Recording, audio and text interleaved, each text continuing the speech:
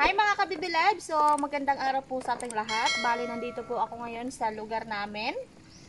Dito sa Niyugan. So, ngayon po ay magluluto tayo ng isda kasi sabi ko nga dati, dito po ay bihira ka lang makakatikim ng isda kapag wala kang pera. Kaya ngayon po ay nagdala kami ng isda ni Eric para naman patikman yung aking tatay kasi matagal na po yung nag-request na gusto niya daw talaga ng isda.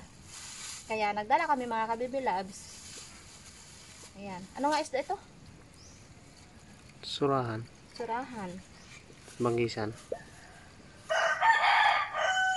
Kaya pagbigyan natin yung request ng aking tatay. Kasi minsan lang po kami nakakapunta dito. Kaya hindi namin nadadalhan ng isda. Minsan wala ding isda. Kaya yun ang reason. Malamig ba? Malamig.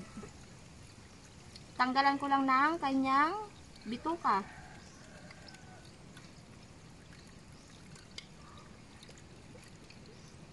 Kasi mga kabibilads ay nagaano sila ng niyog, yung aking tatay. Nagapabalat ng niyog at pagkatapos nun ay kukuprasin po nila. Pero hindi pa tapos na nabalatan yung niyog. So pakita ko mamaya sa inyo mga kabibilads. Siyempre, dadala na naman tayo mamaya ng niyog. Dahil ano tayo sa gata. Mahilig sa gata. So, hindi na po kami nadito doon sa bahay namin, doon sa kanila nana. Kasi, saglit lang naman po kami dito mga kabibilads. At hindi pa naman siya nagpasundo. So, magandang panahon ngayon kasi makulimlim. Hindi masyado mainit.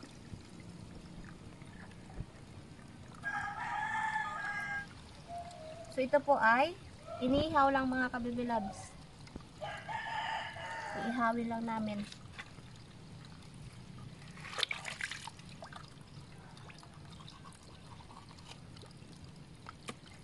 Malinis na rin to. Kasi pag matigas ang kanyang balat.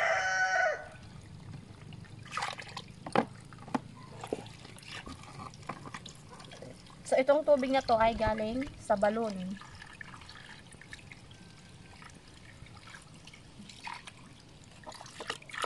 Ang sarap maligo dahil malamig-lamig ang tubig.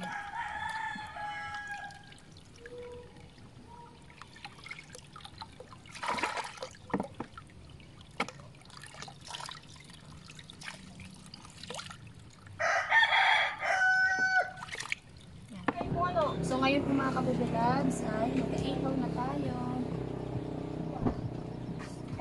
Isda. Init. Init at.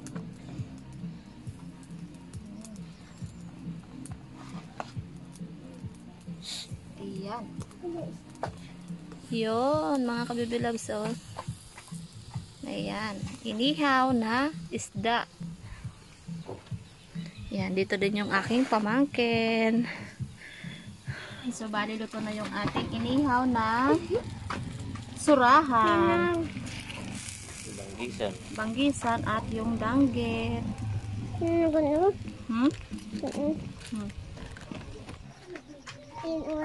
Meron pa.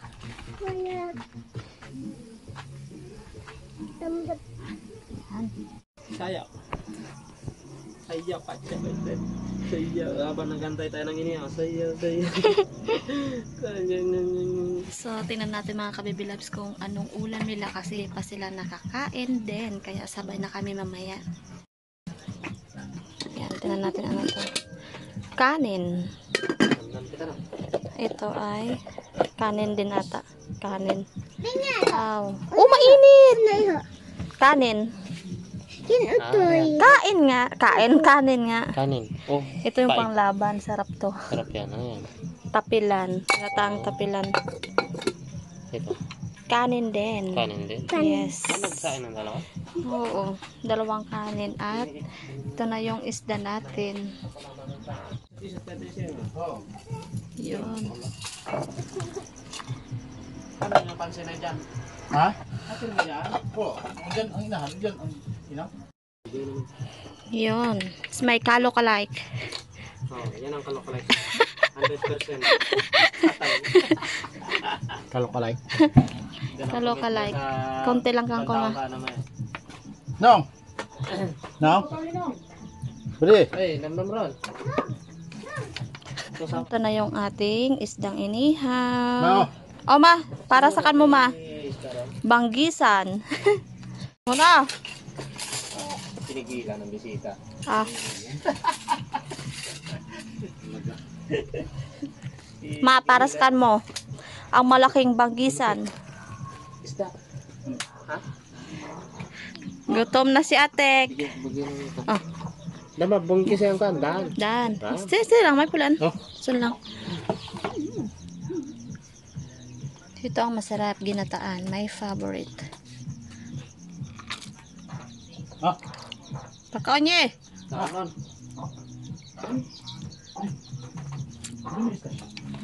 Ayan mga kabibilad. So, kainan na. Mapasuyo. Yung isang maliit. Yan. Yan. Doon kami sa labas. Yan. Okay, yun na yan. Yan ang pangarap ni mama yan. Isda talaga. Masarap talaga na. Sarap talaga yan. Talagang masarap. Sa mga galing sa pangisda na nasanay sa isda ay mamimiss yung isda. Tara. Yan, tara. Dito kami sa labas. Kami tatlo ni Atit. Haba na sa loob eh. Para sa loob. Ano ha? Wait lang, wait lang. Tingin. Oh, wait lang. Wait. Hop, hop, hop, hop, hop. Hop, hop, hop, hop.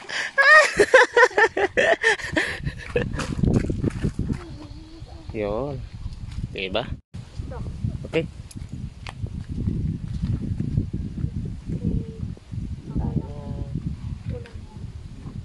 Si Atit. Tara guys, tara. Yo. Yan, so pray muna tayo. Ano masasalamat tayo sa paghihat sa pagkain. Amen. Amen. Kain po tayo mga kabibilads. Bari yung aking tatay ay doon sila sa loob kakain na rin. Kain tayo. Kami ay dito sa labas. Sarap to ah. Ang unang ulam ko pagpunta dito sa lugar mo. Yan ang unang ulam eh. Yes. Mainit, mainit.